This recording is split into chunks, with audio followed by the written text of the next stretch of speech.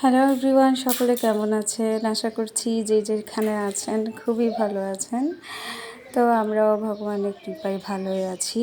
আর এখানে এখন খেতে বসলাম হচ্ছে নাস্তার মধ্যে ছিল মুড়ি, সিঙ্গারা আর চা। আমার তো সিঙ্গারা চা বেশ ভালো লাগে, একদম জমে যায় লাগে এরকম। আর মুড়িটা কিন্তু চায়ের উপরে দিব যাতে চাটা গরম ঠান্ডা না হয়।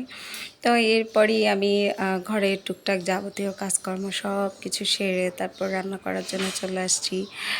আর এটা ছিল হচ্ছে গতকালকে ভিডিও, মানে শুক্রবারের ভিডিও। তো রান্না করতে যখন এসেছিলাম তখনও কিন্তু একটা প্রায় বেজে গিয়েছিল। আর এর মধ্যে আমার বোনকে বলি যে একটা মুরগি নিয়ে আসছিলাম, ওইটা ক্লিন করে দিতে। তো ওকে বললাম এরপর আদাও কেটে দিতে। তো ওর জন্য এই যে আদা নিয়ে যাচ্ছে, আর আদাটা ফ্রিজে রাখার ফলে অনেকটাই ফ্রেশ ছিল।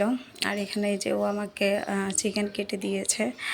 আমি মুরগি নিয়ে আসলে পুরো একটা নিয়ে আসি আর কেটে আনি না। তো ঘরে আসার পরে ওটা কাটি, 4 পিস করে নিয়ে আসি। ঘরে আসার পরে কেটে দেন বুকের পিসগুলো রেখে দিয়ে এগুলো দিয়ে নুডলস এগুলো খাওয়া যায়। তো এখন দেখতেছি যে ওই একটা গলাটা কাটেনি, তারপর কলিজাগুলোও কাটেনি। তো দেখেন না কী অবস্থা, মানে কাজ করতে দিলেও না শান্তি নাই, একটা না একটা মানে ভুল করে ফেলে। এখনও তো ছোট, এটার জন্য এমন হচ্ছে, পরবর্তী ঠিক হয়ে যাবে। তো এখানে আমি এগুলো ফার্স্টে একটু গরম পানি দিয়ে ধুয়ে নিয়েছিলাম। আর ব্রয়লার চিকেন আনলে কিন্তু আমি এরকম গরম পানি দিয়ে হালকা করে ধুয়ে নিই, কারণ হচ্ছে গরম পানি দিয়ে ধোয়ার ফলে আমার মনে হয় যে এটার মধ্যে যে ধরনের একটু ব্যাকটেরিয়া জীবাণু থাকে এগুলো চলে যায় আর ফ্রেশ লাগে। চিকেনের একটা আলতো গন্ধ এটাও চলে যায়। এসে দেখি আমার নুন শেষ হয়ে গেছে, তো এখানে নুনের পটটা নিয়ে নিলাম। আর এখানে 1 প্যাকেট নুনও ঢেলে নিচ্ছি, কারণ হচ্ছে নুন হচ্ছে সবচেয়ে ইম্পর্ট্যান্ট একটা জিনিস রান্নার কাজে। না থাকলে মনে হয় কি রান্নাঘরের মানে সব জিনিসই নাই এরকম মনে হয়।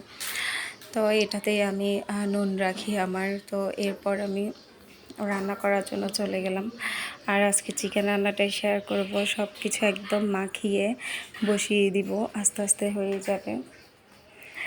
মানে যেভাবে করা যায় আর কি, সময় যেহেতু কম, যেভাবে তাড়াতাড়ি করতে পারি। কারণ হচ্ছে কষাতে গেলে কিন্তু অনেকক্ষণ টাইম লেগে যাবে, কষাবো তারপর আবার চিকেন কষাবো, সেজন্য একসাথে সব দিয়ে দিচ্ছি। যে আমি আলু দিয়ে দিচ্ছি, সব একসাথে রান্না করে ফেলবো, আলু ভেজে দিচ্ছি না।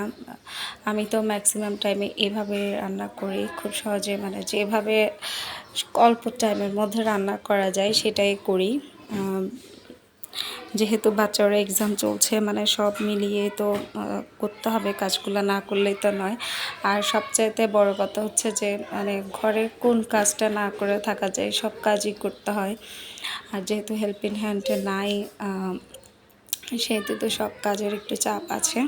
তো এখানে আমি ফার্স্টে চিকেনগুলো নিলাম, এরপর আলুগুলো দিলাম, এরপর পেঁয়াজ দিলাম।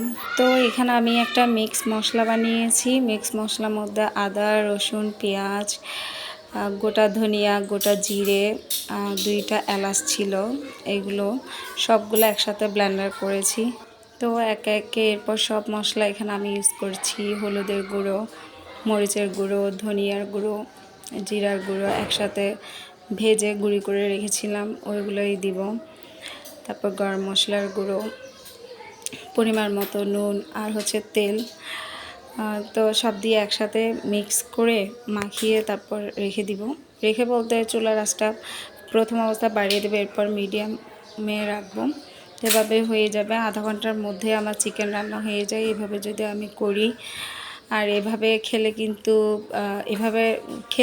খেলেও তো ভালো। আর রান্না করার সময় কিন্তু খুবই কম তেল লাগে, বেশি তেল লাগে না, কারণ হচ্ছে ভাজার মধ্যে তেল লাগে, আবার কষানোর মধ্যে তেল লাগে, মানে মোটামুটি অনেকটাই তেল লাগে। কিন্তু এভাবে রান্না করলে তেলের পরিমাণ কম দিলেও চলে। আর অনেক সময় তো রেসিপিতে আমরা দেখি তেল ছাড়া রান্না, তো আমি এখনও পর্যন্ত তেল ছাড়া একটা তরকারিও রান্না করিনি। ভর্তা করলেও এখানে তো সরিষার তেল দেওয়া হয়, বাট তেল ছাড়া এখনও রান্না করিনি। বাট চিন্তা করছি তেল ছাড়া রান্না করব। আর অনেক সময় হয় কি ভুলে তেল দিলাম না, বাট তেল ছাড়া তরকারিগুলো দেখতেও কেমন জানি ফ্যাকাশে ফ্যাকাশে লাগে। তেল ছাড়া খেতে তো অভ্যস্ত না, তেল দিয়ে খেতে অভ্যস্ত। তো এখানে যে একটু জলও দিয়ে দিলাম, যেটাতে আমি মিক্সারে ব্লেন্ডার করেছি ওইটাতে করে যে মশলাগুলো গায়ে লেগেছিলো ওইটাতে করে একটু জলও দিয়ে দিলাম। তো এখানে এখন খুব ভালো করে মাখাবো। মাখানোর পর চুলাটা জ্বালিয়ে দিব। চুলা তার আগে জ্বালিয়ে দিয়েছি, এখন মাখিয়ে নিচ্ছি, এখন হয়ে যাবে। তো মোটামুটি চিকেন রান্না তো চলেই, যেহেতু বাচ্চারা আছে। আমার মেয়ে তো বলে মা প্রতিদিনই চিকেন রান্না করো, চিকেন রান্না করো। তো বিশেষ করে ওর জন্যই প্রায় সপ্তাহে 2-3 দিনই রান্না করা হয় চিকেনটা। আমি একটু অ্যাভয়েড করি চিকেন না খাওয়ানোর জন্য। এখন থেকে ট্রাই করছি ওকে একটু একটু মাছ খাওয়াতে, কারণ হচ্ছে ও বলে যে মাছ খেতেই চায় না, সেজন্য মানে মাছটা খাওয়ানোর চেষ্টা করি। তো মাছ খেলে কিন্তু আমিষের অভাবটা খুব সহজে পূরণ হয়। এটার জন্য মাছ খাওয়ানোর চেষ্টা করছি ওকে, যে কোনো ওয়েতে, আদর দিয়ে হোক, সোহাগ দিয়ে হোক, যে কোনো ওয়েতে আমি ওকে মাছ খাওয়ানোর চেষ্টা করছি এখন থেকে। কারণ অলরেডি 5 বছর হয়ে গেছে, এরপর যদি আর না খাওয়াই তাহলে আর খেতে চাইবে না। তো কার কার বাচ্চারা এমন বায়না করে জানাবেন। আমার বাচ্চাও খুবই বায়না করে। ওদের বায়নাগুলো যে কোনোভাবে হ্যান্ডেল করি, এটাই আর কি। তো এই যে আমার এখানে চিকেন রান্নাটা হয়ে গেছে, আর দেখেন কালারটা কিন্তু অনেকটাই সুন্দর এসছে, আর চিকেনগুলো কিন্তু খুবই টেস্টি ছিল। যেহেতু আজকে যাচ্ছে ভিডিওটা, গতকালকে শ্যুট করা ছিল। তো আশা করছি আমার ভিডিওটা আপনাদের একটু হলেও ভালো লেগেছে। যদি একটু হলেও ভালো লেগে থাকে তাহলে প্লিজ সাবস্ক্রাইব করে আমার পাশে থাকবেন। আর যারা সাবস্ক্রাইব করেছেন তাদেরকে অসংখ্য অসংখ্য ধন্যবাদ।